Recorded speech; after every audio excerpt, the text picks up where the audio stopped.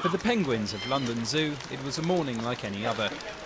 But for their keepers, Wednesday marked the start of the annual stocktake, when every animal on site, apart from one or two visitors, has to be counted. The stocktake for the zoo in general is very important. It's part of our zoo licensing act. We have to do it by law once a year.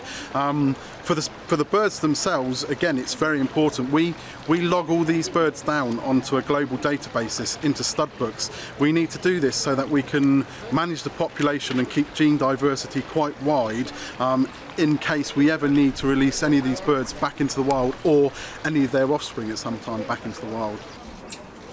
London Zoo's history stretches back more than 180 years. Nowadays it focuses primarily on conservation and no longer houses some of the largest animals such as elephants. Nonetheless, there's still a huge variety of swimming, crawling, leaping and slithering creatures to keep track of. Unfortunately, there's over 18,000 individual specimens in the zoo, and we need to know to be able to monitor all of our successes throughout the year, what species we've been breeding, what species we've been breeding particularly well as well. Notable new arrivals in the past year include 2 Asiatic lion cubs. But unfortunately for the zookeepers, other species come in more than just 2 by 2. Counting the lions or any of the larger mammals isn't too problematic and can be done in a day or two.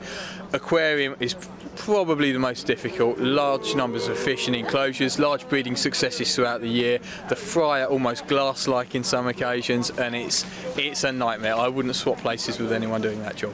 With more than 700 species to count, the stocktake will last several weeks.